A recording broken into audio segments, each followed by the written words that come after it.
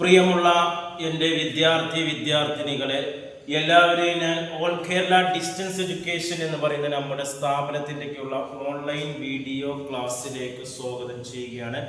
ഇന്ന് ഞാൻ നിങ്ങൾക്ക് മുമ്പിൽ പ്രസൻറ്റ് ചെയ്യുന്നത് NSന്റെ +2 ഹ്യൂമാനിറ്റീസിലെ സോഷ്യോളജിയുടെ ഓപ്ഷണൽ മൊഡ്യൂൾപ്പെട്ട 33A gender discrimination and gender equality എന്ന് പറയുന്ന ചാപ്റ്ററിൽ വരുന്ന മൾട്ടിപ്പിൾ ചോയ്സ് ക്വസ്റ്റ്യൻസും ആൻസറുമാണ് നിങ്ങളുടെ മുമ്പിൽ അവതരിപ്പിക്കുന്നത്. എൻ്റെ വീഡിയോ ക്ലാസ് കേൾക്കുന്ന എല്ലാവരും ലൈക്ക് ചെയ്യുക, ഷെയർ ചെയ്യുക, കമൻറ്റ് ചെയ്യുക, സബ്സ്ക്രൈബ് ചെയ്യുക.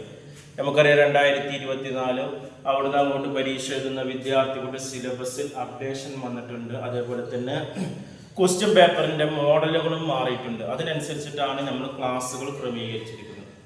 സോഷ്യോളജിയുടെ മൊത്തം ചാപ്റ്റേഴ്സിൻ്റെ 60% മാത്രം നിങ്ങൾ ഇനി പബ്ലിക് എക്സാമിന് പഠിച്ചാൽ മതി. ബാക്കി വരുന്ന 40% എക്സാമിൽ നിന്ന് ഒഴിവാക്കിയിട്ടുണ്ട്. ഈ 60%ത്തിൽപ്പെട്ട ക്ലാസ്സാണ് നമ്മൾ എടുത്തുകൊണ്ടിരിക്കുന്നത്. സോഷ്യോളജിയുടെ അവസാന ഭാഗമാണ്. പുതിയ മോഡൽ ക്വസ്റ്റ്യൻ പേപ്പർ എടുത്തു കഴിഞ്ഞാൽ ഫസ്റ്റ് 20 വൺ വേർഡ് ക്വസ്റ്റ്യൻസ് കാണും, മൾട്ടിപ്പിൾ ചോയ്സ് ക്വസ്റ്റ്യൻസ്. അതിൽ ഫിൽ ഇൻ ദ ബ്ലാങ്ക്സ് ഉണ്ടാവും, ബ്രാക്കറ്റിൽ നിന്ന് എടുത്ത് എഴുതാനുള്ള ഉണ്ടാവും, മാച്ച് ദ ഫോളോയിങ്സ് ഉണ്ടാവും, ട്രൂ ഓർ ഫാൾസ് ഉണ്ടാവും, വൺ വേർഡ് ക്വസ്റ്റ്യൻസ് ഉണ്ടാവും. അങ്ങനെ പല രീതിയിലുണ്ടാവും. അതിന് ഓപ്ഷൻ ഉണ്ടാവും. അപ്പോൾ ഇതിൻ്റെ ആൻസർ കിട്ടണമെങ്കിൽ ടെക്സ്റ്റ് ബുക്ക് നന്നായിട്ട് റെഫർ ചെയ്യണം. ടെക്സ്റ്റ് ബുക്കിൻ്റെ ഇടയിലുള്ള ഇൻഡെക്സ് ക്വസ്റ്റ്യൻസ് എന്ന ആൻസർ ചെയ്ത് നോക്കി തന്നെ നിങ്ങൾക്ക് പരമാവധി ഈ പറയുന്ന MCQ ക്വസ്റ്റ്യൻസിൻ്റെ ആൻസർ കിട്ടും.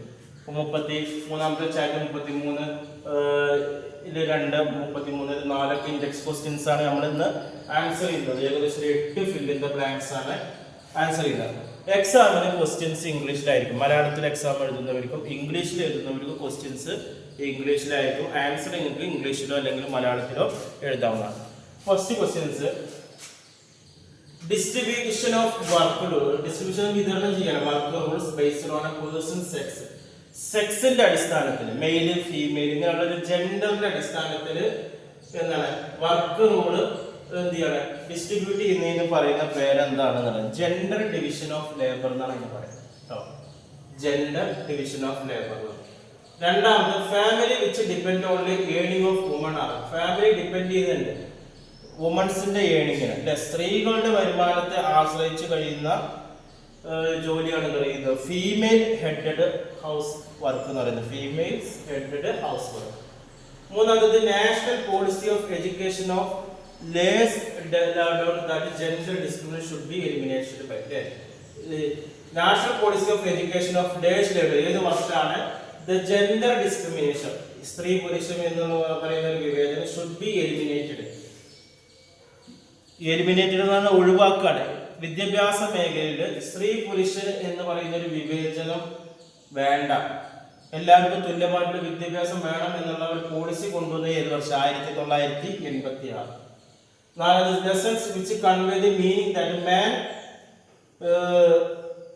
plays outside and woman plays inside ആണ്. അത് ഇതിന് ഉദാഹരണമാണ്. which convey the meaning man plays, man താമസിക്കുന്നത് വിദേശത്തും വുമൺ എന്ന് പറയുന്നത് ഇൻസൈഡും ആണെങ്കിൽ ആ ഹോമിന് അത് ആ വീട് ഇതിന് ഉദാഹരണമാണ്. ജെൻഡർ ബയാസ് എന്നാണ് ഇതിന് പറയുന്നത്.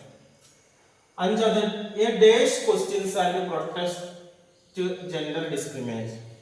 അതിന്റെ ആൻസർ എന്താ? ഫെമിനിസ്റ്റ് അല്ലെ, feminist questions and protest gender discrimination. House work is generally considered unproductive. അവിടെ പ്രൊഡക്ഷൻ നടക്കുന്നില്ല, ഹൗസ് വർക്കിൽ ഒരിക്കലും പ്രൊഡക്ഷൻ നടക്കുന്നില്ല.